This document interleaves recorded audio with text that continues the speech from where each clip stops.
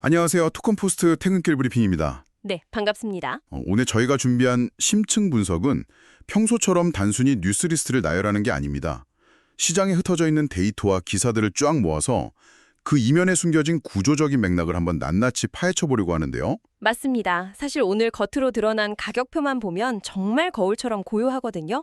그런데 데이터 내부를 들여다보면 완전히 다른 이야기가 펼쳐지고 있죠. 그러니까요.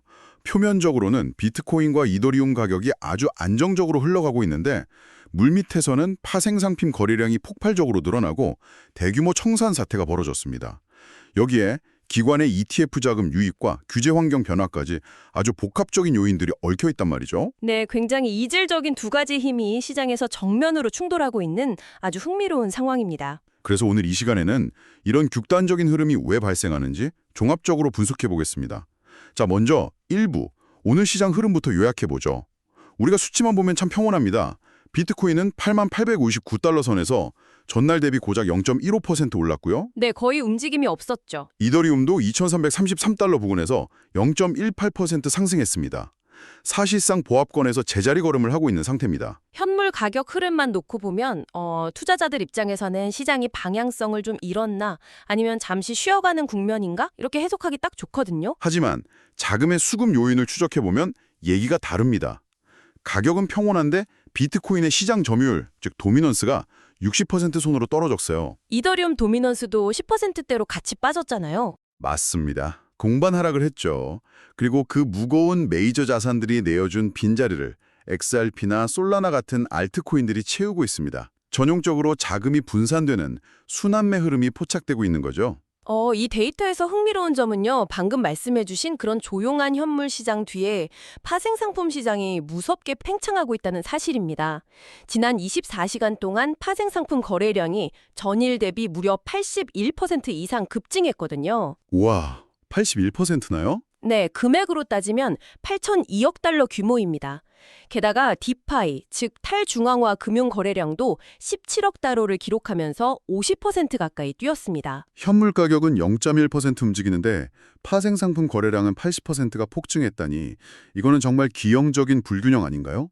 이런 쏠림 현상을 유도한 어떤 외부 거시 변수가 있는 걸까요?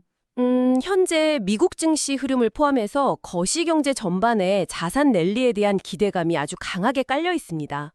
이런 긍정적인 외부 요인 덕분에 기관 투자자들은 조용히 현물을 사들이고 있죠.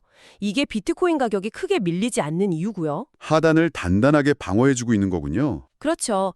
그런데 동시에 단기적인 변동성을 노리는 투기적 자금들은 이 랠리 기대감만 믿고 파생상품 시장으로 막 맹렬하게 쏠리고 있는 겁니다. 아, 그러니까 기관들은 현물 시장에서 안정적으로 자산을 매집하고 있는데 파생 시장에서는 단기 트레이더들이 빚을 내서 투기적인 눈치 싸움을 벌이는 일종의 이중적 수급 환경이 만들어졌네요. 정확합니다. 바로 그 구조가 지금 표면의 평온함과 이면의 발작적인 변동성을 동시에 만들어내는 핵심 이유입니다. 자, 그럼 2부로 넘어가서 이 흐름을 주도하는 오늘의 핵심 뉴스들을 하나씩 짚어보겠습니다. 첫 번째 주제는 방금 언급하신 기관 자금의 거침없는 유입, 즉 ETF 데이터입니다. 네, 숫자가 아주 명확하게 증명해주고 있죠. 맞습니다. 미국 비트코인 현물 ETF에 6억 2,300만 달러가 순유입됐습니다. 특히 블랙록의 IBT가 5억 9,600만 달러를 끌어들이면서 주도했고요. 비트코인뿐만 아니라 이더리움, 솔라나, 심지어 XRP ETF까지 전방위적으로 자금이 밀려 들어오고 있습니다. 거의 모든 채널이 열려있는 느낌이죠. 약간 어떤 느낌이냐면 현물 ETF가 거대한 저수지로 들어오는 거대한 수로 역할을 하고 있는 것 같습니다. 특히 눈길을 끄는 게 모건 스탠리 비트코인 트러스트, MSBT의 데이터인데요. 상장 첫 달에만 1억 9,360만 달러 유입을 기록했는데 놀라운 건 17거래일 연속으로 순유출이 단 하루도 없었다는 겁니다. 거시적 관점과 연결해보면 이 데이터는 단순한 가격 상승 이상의 아주 깊은 의미를 가집니다. 이게 뭘 뜻하냐면 자산운용사나 투자자문 채널을 통해서 들어오는 자본의 성격 자체가 변했다는 거거든요. 자본의 성격이요? 네, 과거처럼 짧게 시세 차익만 노리고 따지는 자금이 아니라 포트폴리오 차원에서 길게 보유하려는 기관에 콜드머니가 정착하고 있다는 구조적인 증거인 거죠. 이 지점부터 본격적으로 구조를 해체해 보겠습니다. 방금 말씀하신 대로 거대하고 안정적인 콜드머니가 현물 ETF로 들어오고 있다면 도대체 왜 파생상품 시장에서는 지난 24시간 동안 3억 3,810만 달러 규모의 레버리지 포지션이 강제로 청산당하는 발작이 일어난 걸까요? 그게 바로 앞서 말씀드린 이중장세의 모순인데요. 청산 데이터를 분석해보면 단기 심리가 얼마나 과열됐는지 적나라하게 드러납니다. 어느 정도였나요? 바이낸스를 비롯한 주요 거래소들의 지표를 보면 가격 상승에 베팅한 롱 포지션 청산 비율이 무려 89%에서 94%에 달했습니다. 아, 그러니까 청산당한 물량의 90% 이상이 상승장만 바라보고 레버리지를 썼다는 거네요. 기관 자금이 받쳐주니까 현물 가격은 안 떨어지는데 당장 시원한 상승도 없으니까 마음이 급해진 투자자들이 레버리지라는 고무줄을 극한까지 당긴 거죠. 그러다가 시장이 살짝만 조정을 받아도 그 팽팽했던 고무줄이 끊어지면서 연쇄적으로 청산이 터져버린 겁니다. 스이나 제트캐시 같이 변동성이 큰 알트코인에서도 이런 과열 양상이 뚜렷하게 나타났잖아요. 그런데 이 위태로운 상황에 기름을 부은 충격적인 사건이 하나 있었습니다. 아, 그 고래 투자자 말씀이시군요. 네, 게럿 진이라는 대규모 투자자가 57만 7,896 이더리움을 바이낸스에 예치한 온체인 데이터가 잡혔습니다.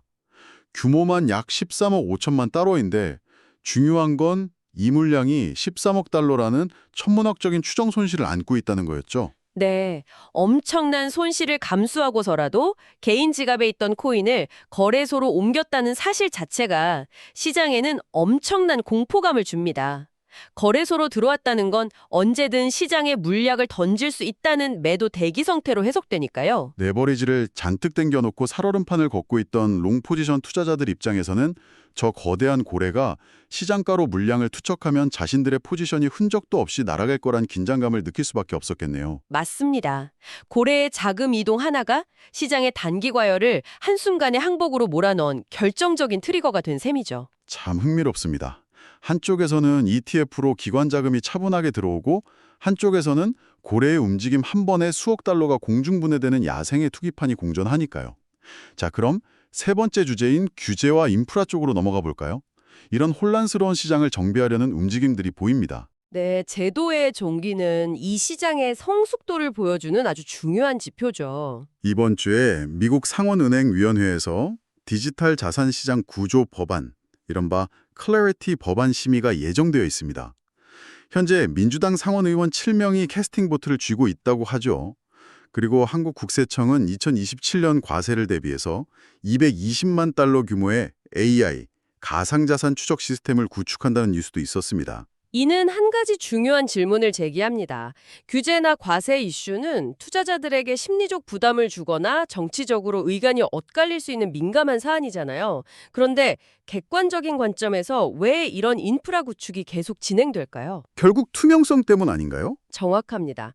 중장기적으로 글로벌 기관 자금, 즉 아까 말씀드린 콜드머니가 이 시장에 본격적으로 유입되려면 투명성이라는 구조적인 명분이 반드시 필요합니다.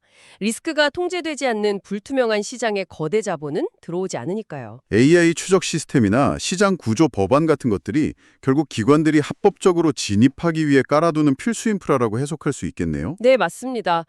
단기적인 진통은 있겠지만 구조적으로는 아주 중요한 진전입니다. 자, 그럼 3부, 오늘의 관전 포인트로 넘어가 보겠습니다.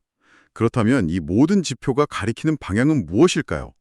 당장의 가격 등락보다는 투자자들이 중장기적으로 기준점을 삼아야 할 변수 3가지를 정리해드립니다.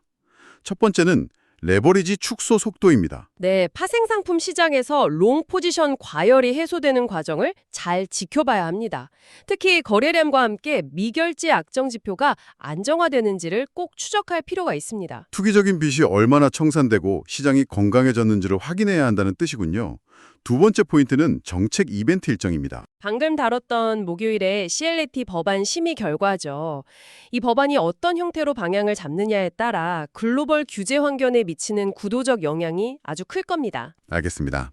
마지막 세 번째는 유동성 이동 스케줄입니다. 12일로 예정된 바이낸스의 매가, 톤 등 신규 상장 소식인데요. 비트코인과 이더리움 도미넌스가 낮아지면서 알트코인 순환매 장세가 오고 있잖아요. 네. 이런 시기에 대형 거래소의 신규 상장은 부동 자금들을 단기간에 빨아들이는 블랙홀이 될 수 있습니다. 단기 수급 변화에 아주 큰 변수로 작용할 겁니다. 자금을 분산시킬지 아니면 쏠림 현상을 만들지 꼼꼼히 체크해 봐야겠네요. 자, 오늘 짚어본 이슈들을 쭉 관통해 보면 꽤 도발적인 화두가 하나 떠오릅니다. 과거 암호화폐 시장은 그 익명성과 개인들의 투기적 파생상품 거래가 주도하던 공간이었습니다. 사실 그게 이 시장의 초기 매력이기도 했죠. 네, 맞습니다. 하지만 지금은 어떤가요? 인공지능이 거래를 끝까지 추적하고 거대한 금융기관들의 ETF가 막대한 자금을 흡수하고 있습니다. 제도의 편입은 분명 투자자들에게 안전을 의미할 수 있지만 동시에 전통적인 월스트리트식 자본 논리로 완전히 종속된다는 걸 의미할 수도 있단 말이죠. 시스템이 고도화될수록 개인의 입지는 줄어들 수밖에 없으니까요. 그렇습니다. 과연 이런 구조적 재편 속에서 개인 투자자가 우위를 점할 수 있는 정보의 공간은 어디에 남아있을까요? 한 번쯤 깊이 고민해 볼 만한 문제 같습니다. 네, 시장의 체질이 근본적으로 바뀌고 있는 시점이니까요. 지금까지 토큰포스트 퇴근길 브리핑이었습니다. 시장의 흐름과 뉴스의 맥락을 이해하는 데 도움이 되길 바랍니다.